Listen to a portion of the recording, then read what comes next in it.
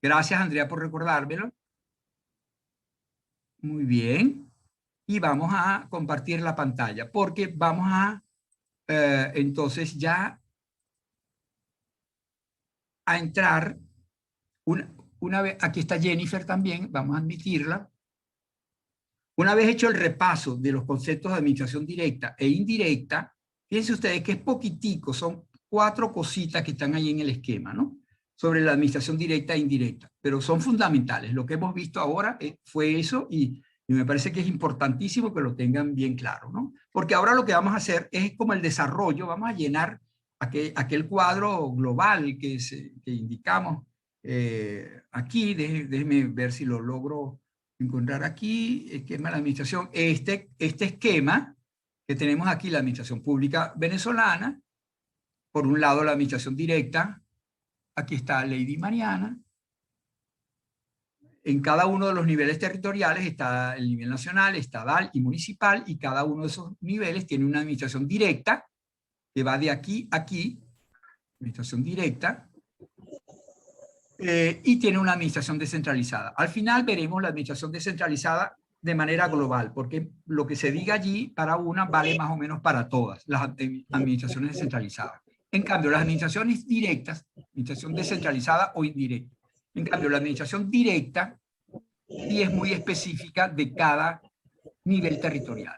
La administración, comenzamos por la administración directa nacional, que está formada por órganos de la República, por órganos que pertenecen a la República. No tienen personalidad jurídica propia, sino que son órganos de la República de Venezuela, ¿no? Fíjense ustedes, por ejemplo, para darles una idea, Poder Judicial, que no forma parte de la administración. Ya hemos visto, los tribunales no forman parte de la administración, directa ni indirecta, porque no son administración. Pero ellos son de la República de Venezuela, ellos son órganos de la República, al punto que en la sentencia se dice siempre, la República de Venezuela, en su nombre, el Tribunal Superior Primero del Civil dicta la siguiente sentencia. El tribunal está dictando sentencia en nombre de la República. Es la República la que está sentenciando. ¿Por qué? Porque el tribunal no tiene personalidad jurídica. Es un órgano de la República de Venezuela. Y lo mismo pasa con las notarías, y lo mismo pasa con las juntas electorales, y lo mismo pasa con los fiscales de la República. Todos son órganos de la República, órganos de la administración directa nacional. Entonces vamos a ver justamente esa gran cantidad de organizaciones sin personalidad jurídica que pertenecen a la administración directa nacional. Vamos a tratar de verlas con alguna racionalidad. Y vamos entonces a ver primero la administración central de la República. Y luego diremos algo de las administraciones con autonomía funcional. Ambas categorías están compuestas por órganos de la República que ejercen funciones administrativas. No tienen personalidad jurídica propia, pero tienen una gran diferencia entre ellas. La administración central es el Poder Ejecutivo. Dicho de otra manera, todos los órganos administrativos de la República que se encuentren incluidos dentro de la organización jerárquica comandada por el presidente de la República son la administración central de la República, es la administración central nacional. A su cabeza el presidente de la República y luego por relaciones de jerarquía hacia abajo, todos los órganos que integran el Poder Ejecutivo. De acuerdo con la Constitución, dice, ejercen el Poder Ejecutivo el presidente de la República y demás funcionarios que señale la ley. ¿Cuáles son esos demás funcionarios? Bueno, está el último de los jefes de departamento de un ministerio, esos forman parte del Poder Ejecutivo, ejercen el Poder Ejecutivo, son la administración nacional directa. Y dentro de la administración directa, central, forman parte de la administración central. Entonces, la directa se diferencia de la indirecta, de la descentralizada, porque esta tiene personalidad jurídica, mientras que esta no. La central se diferencia de la administración directa también, pero con autonomía funcional.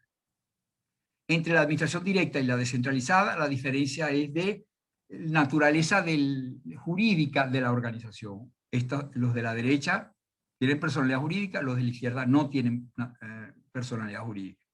La diferencia entre la administración central y la administraciones con autonomía funcional ya no es que tengan o no personalidad jurídica, porque ninguno de los órganos, ni de la Administración Central, ni de la Administración con Autonomía Funcional, tienen personalidad jurídica. Todos pertenecen a la República. Pero hay una gran diferencia. La Administración Central está compuesta por órganos integrados dentro de una organización cuyo jefe jerárquico es el presidente de la República. Obedecen al presidente de la República. Están obligados a obedecer al presidente de la República por el vínculo jerárquico que hay entre ellos. Mientras que las administraciones con autonomía funcional justamente no obedecen al presidente de la República, no están jerarquizados, no están sometidos a una relación jerárquica con el Poder Ejecutivo, sino que tienen autonomía funcional porque la propia Constitución les ha garantizado a esos órganos con autonomía funcional.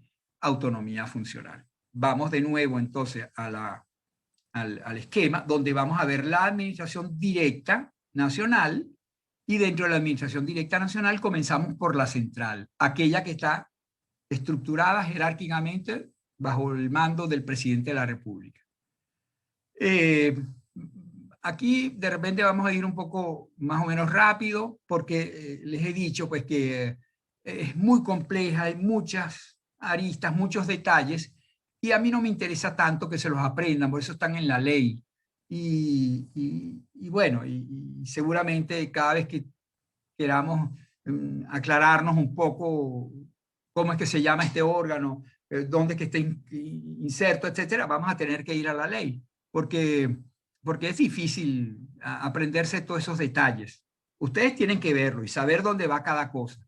Pero repito, pues yo después nunca les voy a preguntar con un examen y dígame cuál es el sistema de apoyo técnico y logístico. No, porque eso, repito, eso está en la ley y no vale la pena. Yo quiero como que los grandes conceptos, las grandes categorías, los grandes criterios que nos permiten ubicarnos en el gavetero de la biblioteca, es decir, en esta estantería que compone distintas categorías de órganos que integran la administración, en este caso la administración directa nacional, concretamente la administración central. Bueno, en la Constitución, esa administración central está compuesta por normas constitucionales y por normas legales, de rango legal, que están en el Decreto de Ley Orgánica de la Administración Pública. Ese decreto, esa era una ley antes, Ley Orgánica de Administración Pública, pero fue modificada por un decreto de ley con fuerza, un decreto con fuerza y rango de ley, cuya última versión es de 2014. Entonces, el decreto Ley Orgánica de la Administración Pública de 2014 es la normativa vigente actualmente. Yo incluso, déjenme mostrársela, creo que lo tengo aquí, si lo pudiera, siempre esta cosita me está estorbando, no encuentro dónde ponerla. Vamos a ver si logro, no estoy muy seguro que lo logre, pero bueno, no importa. Ustedes pueden buscarlo. Yo les he señalado este libro que tiene la gran ventaja, Ley Orgánica de la Administración Pública, que tiene un artículo introductorio por Alambrújar Carillas y es de esta colección de textos legislativos que tiene la gran ventaja de que hay artículos de doctrina explicativos inicialmente y luego el texto de la ley al final. Lamentablemente, este libro está escrito con base en un decreto ley ya derogado, con una ley ya derogada. Pues. Pero la estructura es muy parecida, solo que algunos artículos son distintos, tienen contenidos distintos. Entonces, les recomiendo que vayan a la Gaceta Oficial. Se busca la ley Gaceta Oficial del 2014, era lo que les quería mostrar. Después les puedo mandar el enlace, se los voy a mandar, ¿no? Para que asegurarme de que tienen ustedes el texto del decreto de ley orgánica vigente en materia de administración pública. Bueno, ¿por dónde vamos? Ok. Entonces, lo primero, saber que entonces hay normas sobre la administración central nacional que están en la Constitución. En la Constitución se habla del presidente de la República como jefe del Poder Ejecutivo y del Estado y del Poder Ejecutivo. Cuando habla del jefe del Poder Ejecutivo, está hablando justamente de la condición del presidente de la República como supremo jerarca de la administración. El Poder Ejecutivo es la administración central nacional. Entonces, él es el jefe del Ejecutivo, él es el jefe de la administración central nacional. También la Constitución habla de los ministros, habla del Consejo de Ministros, habla del vicepresidente ejecutivo. Y todo eso integran, habla del Consejo de Estado, todos esos órganos integran la administración central nacional. El decreto ley orgánica de la administración pública, justamente ese es el nombre que le da a esta administración central. Dice, el nivel central de la administración pública nacional. Ese es el nombre del título correspondiente, que está artículos 44 y siguientes de ese decreto ley. Habla de el nivel central de la administración pública nacional. No dice administración pública nacional directa, pero ya ustedes saben que sí, que forman parte de la administración nacional directa. La administración descentralizada está en otro capítulo, distinto, más allá, dentro del mismo decreto ley, pero en otro capítulo. Ese decreto ley distingue entre los órganos superiores de dirección y de consulta. La ley no habla, este decreto ley no habla de los órganos inferiores, los da por descontado. ¿Cuáles son los órganos inferiores? Todos los que están por debajo de esos órganos superiores que se describen en el decreto ley. En el artículo 44 de ese decreto ley se diferencia entre los órganos superiores de dirección y órganos superiores de consulta. Dice cuáles son, si quieren los leemos rapidito. ¿Dónde está? Eso es lo que no logro ahora ir a la... No logro ir al decreto ley. Y no quiero perder el tiempo en eso. Vamos más bien a... Ustedes lo ven. Hay un artículo que dice, son órganos superiores de dirección de la administración. Entonces empieza, presidente de la República, vicepresidente ejecutivo, vicepresidentes sectoriales, ministros, consejos de ministros, juntas ministeriales, autoridades regionales, consejos, los va enumerando. Aquí los vamos a ver luego, ¿no? Por lo menos pasar revista para que tengan idea de lo que es cada uno de ellos, ¿no? Pero están allí, pues. Y esos órganos luego, una cosa importante de esos órganos superiores de dirección es que el propio decreto ley en el artículo 45 señala cuáles son las funciones comunes que tienen todos estos órganos superiores. Bueno, son unas cosas más o menos que uno espera, ¿no? Los órganos superiores de cada una de las organizaciones tienen la función de dirigir, de supervisar, de controlar, de evaluar, de imprimir las políticas, hacia dónde debe ir ese aparato administrativo, ¿no? Es preferible privilegiar el tema económico o el tema de la salud. ¿Debemos aumentar esfuerzos en materia educativa o no? ¿Debemos las relaciones entre los estados como...? Es decir, cada órgano superior de dirección es el que le imparte más o menos la orientación hacia dónde y las metas, los objetivos que debe tener, digamos, todo ese aparato administrativo, ¿no? Y además de eso, vigila, controla, supervisa a los órganos inferiores que no están mencionados pues, en este decreto ley. Esas son las funciones comunes de estos órganos superiores. Incluso una cosa interesante que está allí, que se señala el ejercicio de la potestad reglamentaria. Según ese decreto, ese artículo 45, la potestad reglamentaria de la administración debe ser ejercida por los órganos superiores de dirección. No todos, aquellos que tengan encomendada o tengan asignada una parte de la potestad reglamentaria. Bueno, después de hablar de las funciones comunes a todos estos órganos superiores de dirección, el decreto ley habla de la presidencia de la República, le dedica un solo articulito porque en realidad el presidente de la República tiene como que el deber de mandar, él es como el director de la orquesta, pero no interpreta ningún instrumento, él no ejerce directamente ninguna función. Todas las funciones administrativas las cumple a través de su aparato burocrático, a veces a través de esa administración que está bajo su mando. Entonces, en esa labor lo auxilia el vicepresidente ejecutivo. El vicepresidente ejecutivo es el que tiene como que más contacto directo con el aparato burocrático, porque él coordina a los ministros, él maneja un poco más, digamos, él preside el Consejo de Estado, por ejemplo. Es decir, él ejerce más las funciones, digamos, más de relación más directa con el aparato burocrático. Además de suplir al presidente de la República en las vacantes temporales del presidente de la República, eso ya lo sabemos, ¿no? Y entonces el decreto ley sí le asigna al vicepresidente una serie de coordinar esto, reunir aquello, proponer aquí, lo demás allá, etcétera. O sea, tiene poder de proposición, poder de coordinación, una serie de poderes o facultades que son propias de la vicepresidencia ejecutiva, ¿no? Luego está el Consejo de Ministros. El Consejo de Ministros, estos tres son de origen constitucional. El presidente de la República, la vicepresidenta ejecutiva y el Consejo de Ministros están previstos en la Constitución, pero están más detallados en el decreto ley.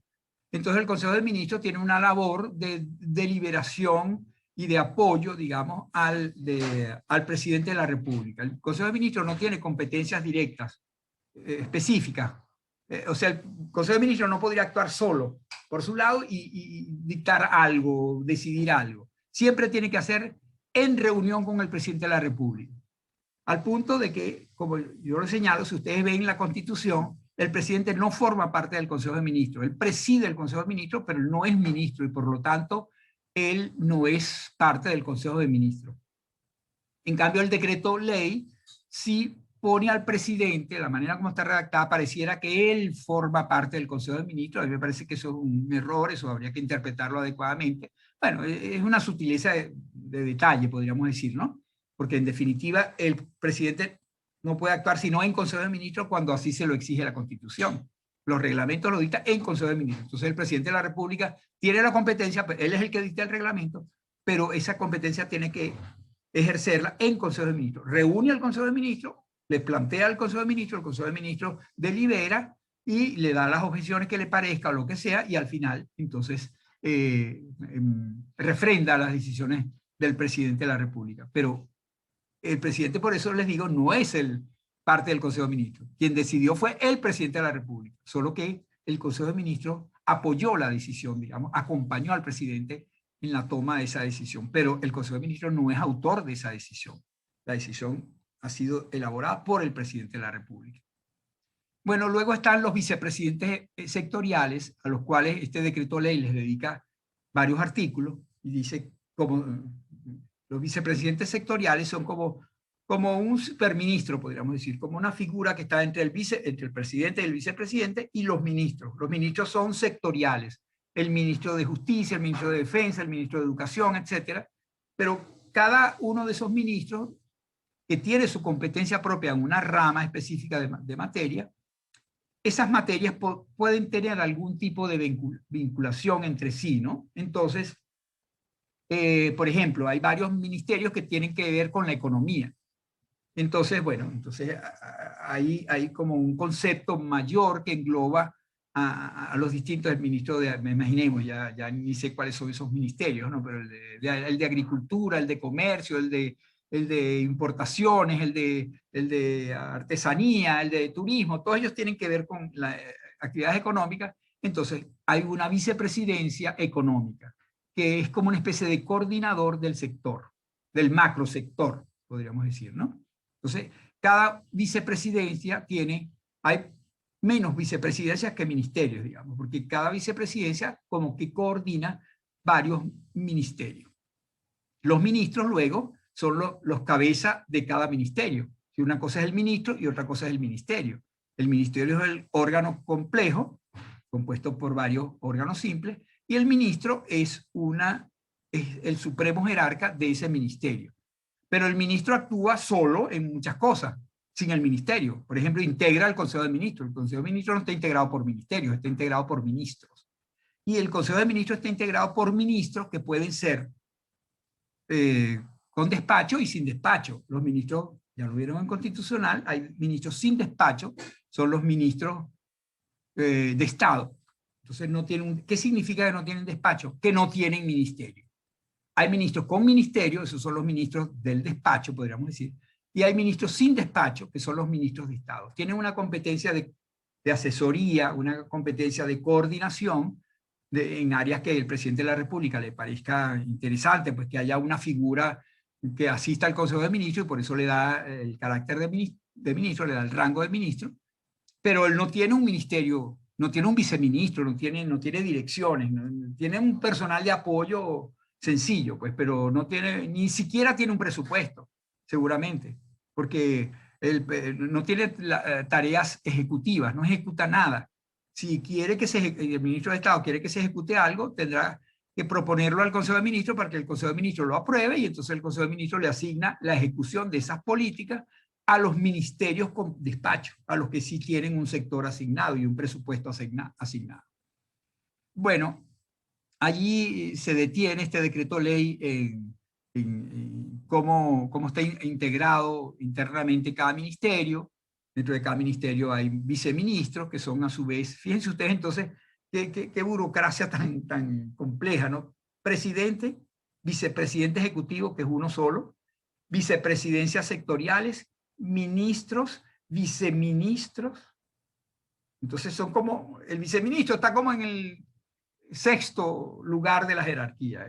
Es curioso, ¿no? Para un régimen que se decía contrario a la burocracia, etcétera, uno se pregunta, pues, por qué hay tanta distancia entre el discurso y las actuaciones, ¿no? En todo caso, permítaseme algún comentario crítico con respecto a la existencia de las vicepresidencias sectoriales. A mi manera de ver, cuando la Constitución señala cuáles son los órganos de la Administración Central Nacional, no permite que hayan otras instancias distintas a esa. ¿Hay ministros de Estado? Sí, porque la Constitución lo prevé. ¿Hay ministros? Sí, porque la Constitución lo prevé. ¿Hay, no sé, pues, Consejo de Estado? Sí, porque la Constitución lo prevé. ¿Hay vicepresidencias sectoriales? ¿Lo prevé la Constitución? No. La Constitución no prevé las vicepresidencias sectoriales, que son como una especie de interrupción entre la línea de mando del presidente y el vicepresidente y los ministros.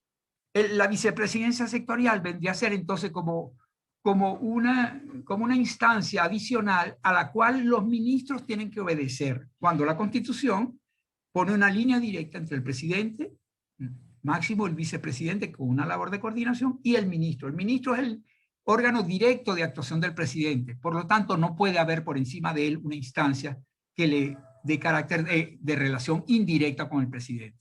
Entonces pareciera que ningún ministro se puede dirigir directamente al presidente, sino por intermedio de la vicepresidencia. A mi manera de ver, eso no se ajusta a las previsiones de la Constitución.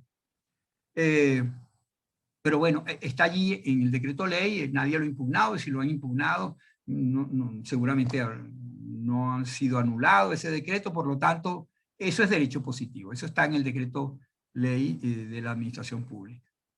Luego, además de esos órganos superiores de dirección, presidencia, vicepresidencia, consejo de ministros, vicepresidencias sectoriales, con esa interrogante que yo me planteo, los ministros con sus ministerios o sin sus ministerios si son ministros de Estado, y luego la organización interna del ministerio. Ministro, viceministro, y el ministro junto con los viceministros conforman la junta ministerial. Entonces, dentro de cada ministerio hay una junta ministerial que fija las pautas generales de ese ministerio. Es el ministro con sus viceministros, órgano colegiado que conforma, digamos, como la dirección suprema de cada ministerio, la junta ministerial. Antes se llamaba gabinete sectorial, pero con esa manía de cambiarle el nombre a todo, no se llama gabinete sectorial, sino, gabinete ministerial, sino se llama junta ministerial. Luego están jefes de gobierno territoriales. Eso lo dice el artículo 44, pero cuando uno va al desarrollo del decreto ley no encuentra esos jefes de gobierno. No encuentra quiénes podrán ser esos jefes de gobierno.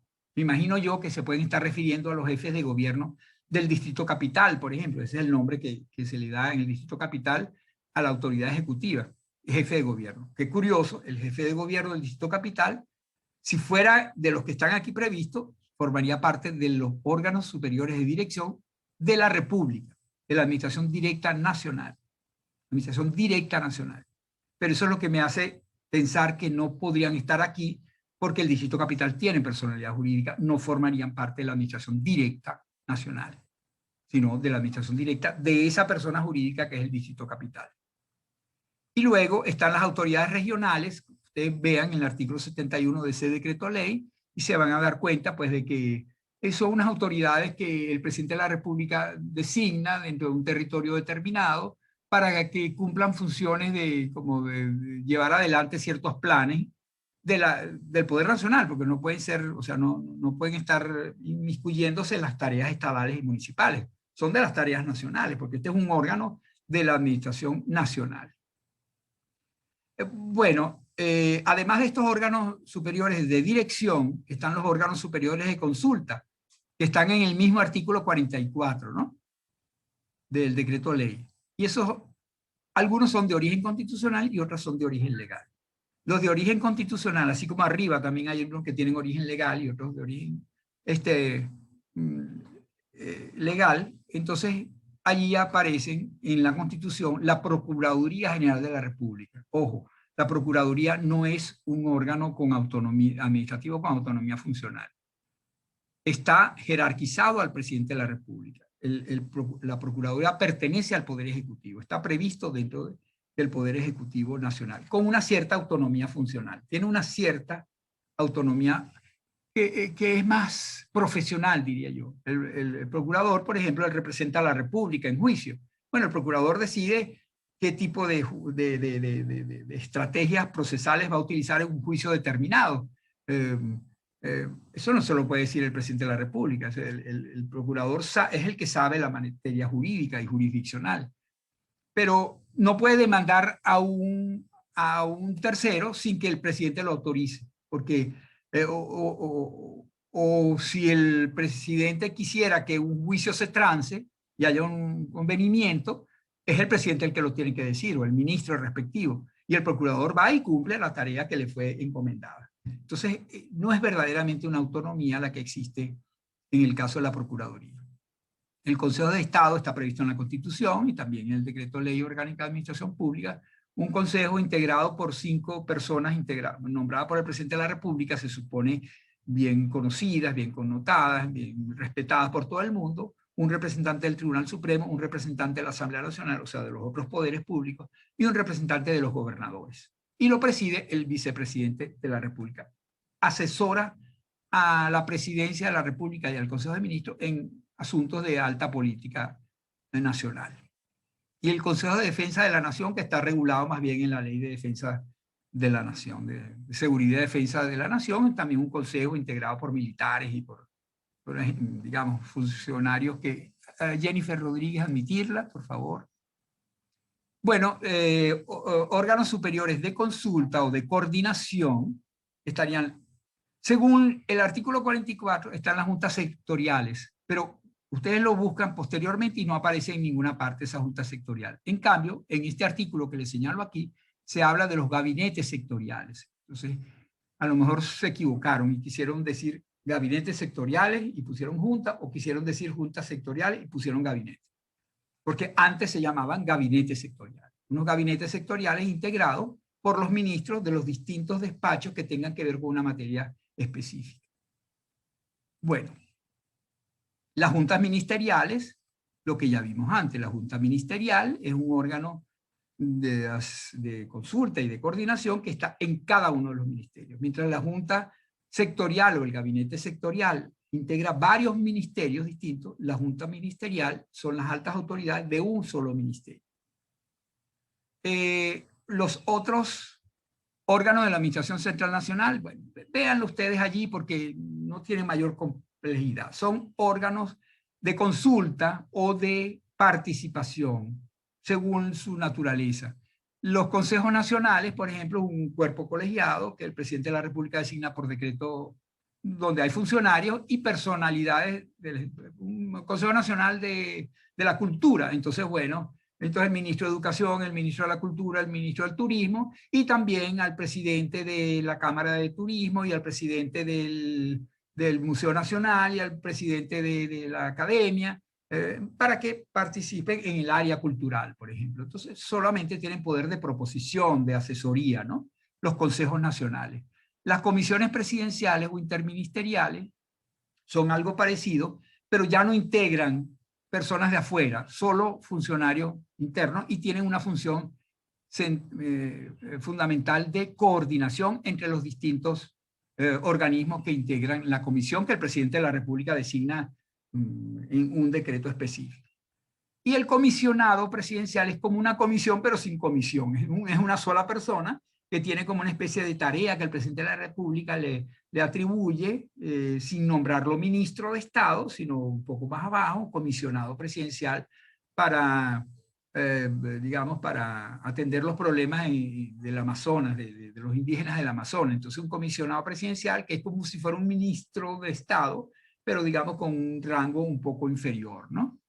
Las autoridades únicas de área se parecen un poco a las autoridades regionales, aquellas que señalaba antes.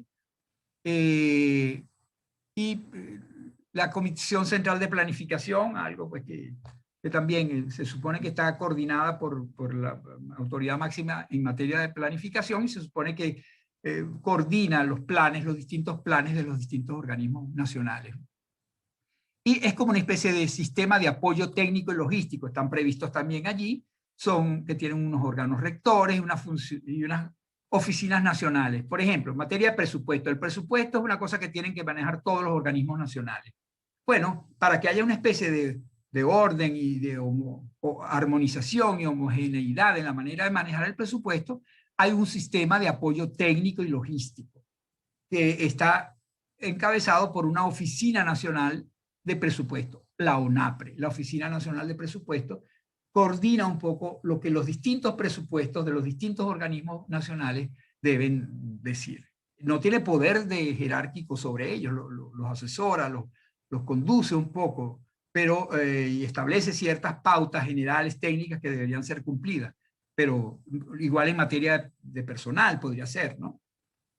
Oficinas nacionales. Bueno, todo eso está en el decreto ley, léanselo y ven, como hay órganos nacionales centrales de dirección, superiores de dirección, hay otros de consulta y otros que son como de apoyo técnico o apoyo de coordinación, etcétera, etcétera. Y por último están las administraciones con autonomía funcional. Una palabrita, antes ya esto se va a suspender, creo yo, pero simplemente lo que ya hemos dicho. Las administraciones con autonomía funcional de la administración nacional son aquellos órganos que pertenecen a otros poderes que no son el poder ejecutivo y que cumplen tareas administrativas. No tienen personalidad jurídica propia y por lo tanto entonces pertenecen a la República, cumplen tareas de la República encomendadas al Poder Nacional. Pero están como que especializados en algunas tareas que requieren de la autonomía. La autonomía, que es aquello que les da libertad de actuación. Por la tarea que realizan deben estar dotados de autonomía y no pueden estar sometidos a las órdenes directas del presidente de la República, porque realizarían una labor poco legítima, porque harían una cosa poco creíble. Es el caso, por ejemplo, del poder electoral. El poder electoral, ya ahorita hay ciertas dudas con respecto a su imparcialidad y su objetividad, pero imagínense ustedes si el Consejo Electoral, el Consejo Supremo Electoral, perteneciera a un ministerio. Ministro de Relaciones Interiores es el jefe del Consejo Nacional Electoral. Como lo ves en otros países. En otros países las elecciones las organiza el Ministerio de Interior, en Francia, en España, etc. Solo que allá la institucionalidad es tan buena y tan legítima y tan profesional que nadie duda de que esas elecciones fueron hechas con toda pulcritud y que si perdió el gobierno, perdió el gobierno. Y la autoridad electoral no va a tergiversar los resultados para congraciarse con su jefe, pues para que su jefe siga mandando, ¿no? Entonces, en Venezuela, la Constitución desde hace muchísimos años, 50, 60 años, crea un órgano administrativo dentro de la República sin personalidad jurídica para que cumpla las tareas delicadas de organizar y llevar adelante las elecciones. Igual pasa, es el poder electoral. En el poder ciudadano, pues también la tarea de Contraloría, del controlar el control fiscal, por ejemplo, es lógico que debe estar encomendado a un órgano imparcial también, que no obedezca a las órdenes del Poder Ejecutivo, que está controlado por la Contraloría. Y el Ministerio Público, que defiende los derechos humanos, ¿no? La Defensoría del Pueblo también, que defiende a la gente en juicio y defiende los derechos humanos etcétera. ¿De quién? Normalmente del poder ejecutivo, del ejército, de la policía, etcétera, que está bajo las órdenes del presidente de la República. Por lo tanto, debe estar separado con autonomía funcional. Eso es lo propio, entonces, pues, de estos órganos nacionales de la administración directa nacional, pero no de la administración central, sino de la administración con autonomía funcional. ¿Cuántas hay? Bueno, tantas como las que les señalo ahí, ¿no? La del Poder Judicial es la que organiza los tribunales y realiza las tareas administrativas de los tribunales. El Poder Ciudadano, los tres integrantes orgánicos del Poder Ciudadano, más el Consejo Moral Republicano, que es un órgano colegiado sin una estructura importante por debajo, porque lo que es un órgano integrado por los titulares de cada uno de esos máximos representantes de los órganos que están dentro del Poder Ciudadano, por el Contralor, el Defensor del Pueblo y por el Fiscal General de la República. Ellos tres conforman el Consejo Moral Republicano, que tiene una tarea ahí disciplinaria, fundamentalmente, ¿no?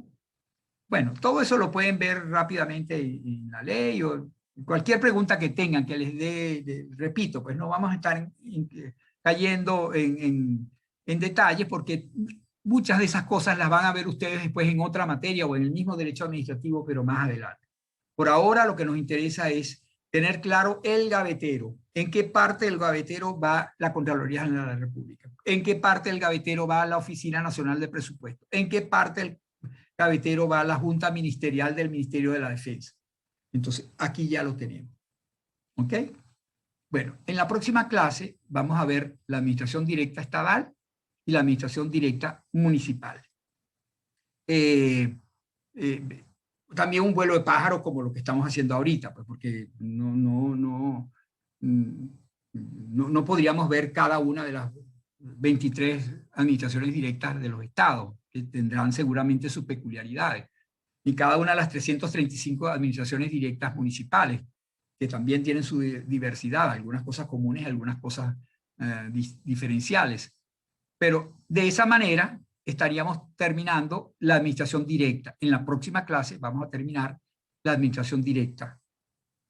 Ya hoy vimos la nacional y en la próxima vemos la estatal y la municipal. En la semana siguiente vamos a ver la administración indirecta y probablemente haremos la terminamos, una especie como de clase de repaso para que luego en la siguiente semana tendríamos el examen parcial. ¿Ok?